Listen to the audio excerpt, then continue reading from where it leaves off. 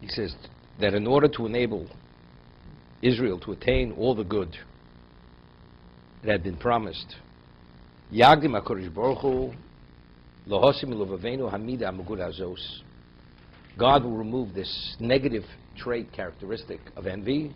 Was Lo Yetzar Le'echad B'tovas Acher. Interesting. You know, at the end of time, people are going to be rewarded. You're going to be pained. Pained, you'll be pained. But there will not be envy. You know, let's say a person should have taken advantage of an opportunity, and he didn't. And he could have been beyond where he is. He's going to be pained. That the reason why he's deficient is because he failed. And he sees what the other person has. But that's not envy. Like, you know, Rabbi said the other day, you know, the Gemara says, Kinas Sofrim Tarbe Chochma. Although he uses the word kina, it's more above Basra. It says, you know, normally there's a law that if one community cannot cannot support more than one enterprise, the other person is not permitted to open a similar business in that community. It's called Hasog. What when it comes to Torah?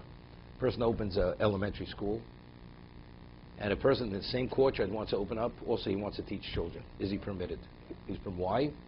Because that competition will cause that the teacher will be the best teacher. You'll have the best quality education. Because that competition causes people to upgrade. Otherwise, people they come across, they plateau.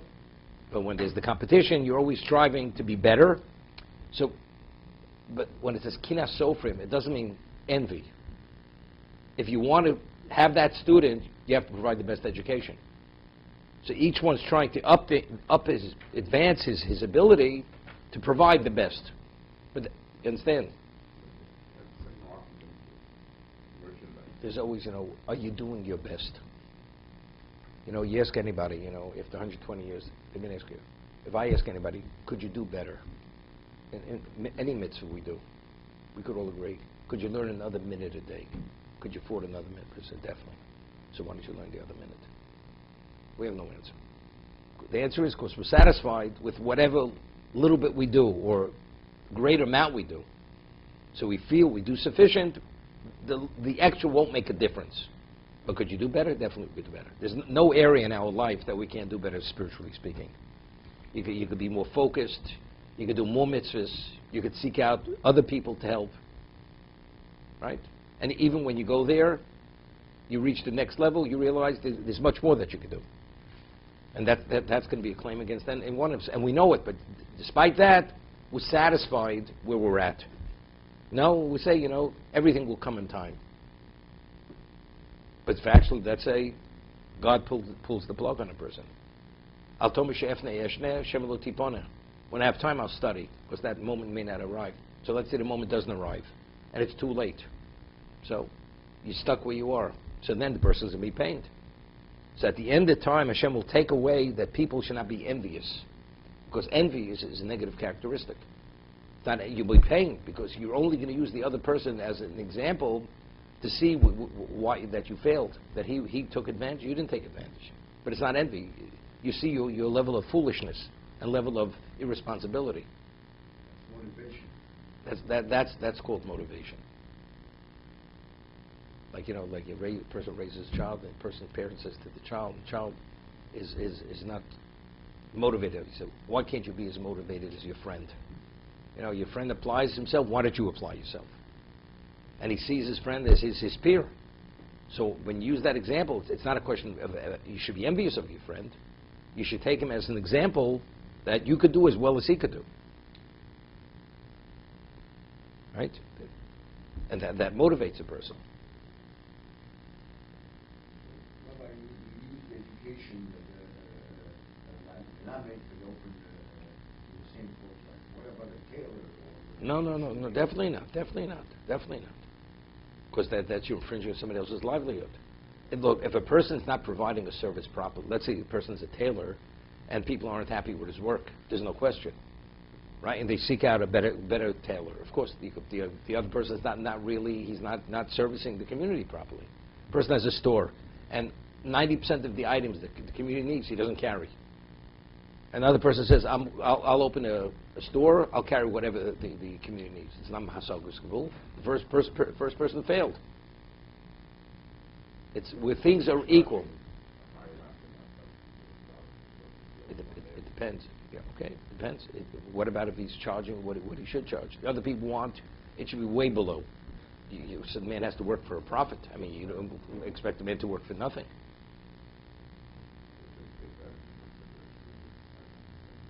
There's no question. If a person is really hurting the community by charging too much, no question. That's the whole idea of monopoly, you know.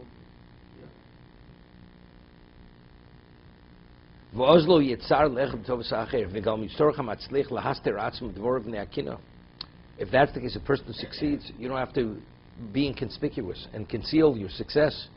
What do people conceal their success? Because there's envy. And very often, you know, we're always concerned about Ayin Hara.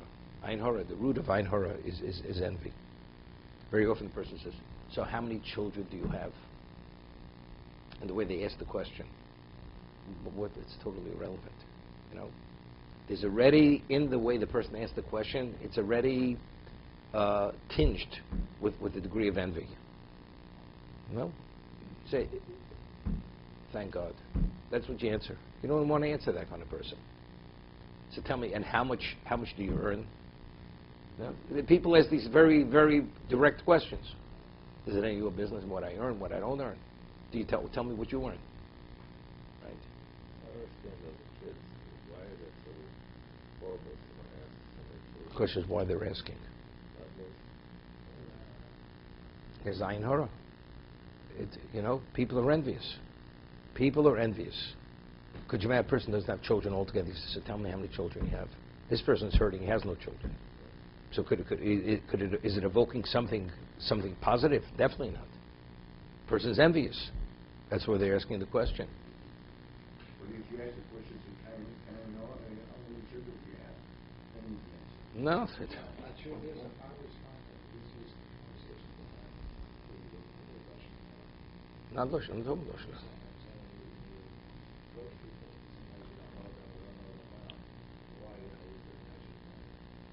It's fine. Because that's always going to say something positive. Doesn't do it any, it's always kind of, that's always a very good introduction. We're going to have a conversation, something like that. What do you think about this or about that? That's understood. But if you say, can I know how many children you have? People, even when they'll respond, when the person's not asking, it's coming from a good point, they still say Kanei Hara, they say. Not that it really makes a difference, just an expression. It means nothing. If Chas V'Shalom, there's Ayin Hara, there's Ayin Hara. You can say whatever you want to say. Rabbi Lichtenberg says that when people ask him how many children does he have, he says, well, how many grandchildren does he have? Same question. He doesn't say, he says, I don't have children, I'm blessed with children. I'm blessed with children. I don't have ownership. I'm blessed with children. And he doesn't even answer the question. That's how he responds. It's actually a good thought. Yeah, he could distract by saying, by the way, who's winning the World Series? There's another way to get off this subject. Okay? It's all semantics. How old are you? Can you answer that question? It depends. It depends why a person is asking. I'll tell you a story. A few years ago, there's a certain person lived in L.A. He's a Haazinu. Also, he's a wealthy man. He's younger than I am. And he wanted to success somebody for me. Somebody he knew out in L.A. Suggest a shidduch a number of years ago, after I was widowed. And he said to him, I said, he said, how old are you? And this guy is overweight. He barely could walk. He needs a hip replacement and a knee replacement. And the guy's a disaster. And he's on the brink of emphysema. That's the type of person he is. And he's a Haazinu. So, and he says, when you walk, your stride is so perfect. About 15 minutes later, I had a pain in my calf. I'm not kidding. It wasn't in my head. He made a very comment, and I felt the comment when he said it, and I had a pain in my calf afterwards. I mean, it passed, Baruch Hashem. You know?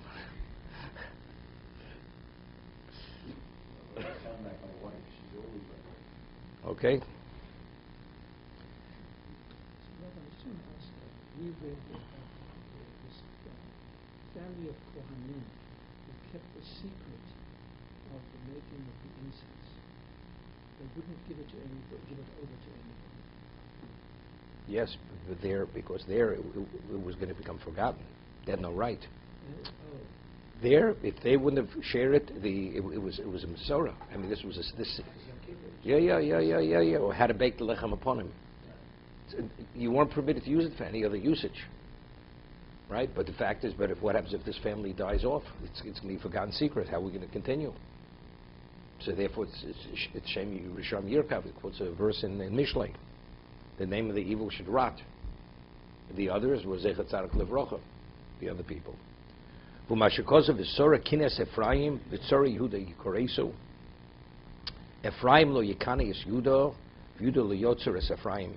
Ephraim and Yehuda, this is the children of Rachel and the children of Leah. There was always this strife, this envy, this tension between them. What was the tension? Because they felt, Yosef is he's the favorite son of Yaakov. Although they are they were older than he is, didn't make a difference. But there was always an undercurrent of always a strain between them. At the end of time, all that's going to be removed.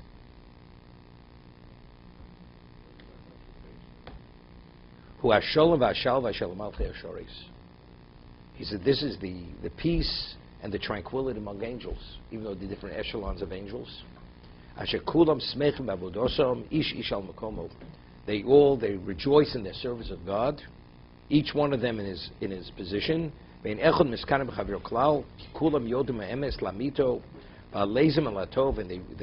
rejoice over the good. And they rejoice over their, who's the wealthy one? You rejoice in your chelik. Each person has his own chelik, his own portion. No two portions are alike. It doesn't make a difference. But if you realize that your portion is meant to be yours and his is his, then you can rejoice what you have. But if not, we had the Chofetz Lova says, Yesh L'mani Rotzeh Mosam. You have 100, you want 200. Why is that? Because the person's always focused on what he doesn't have, rather than seeing what he does have, so that he's always what he doesn't have. So how could you be happy, or be appreciative for what you do have? To be continued. One question, young men, up in the hospital, young women, how much do you weigh?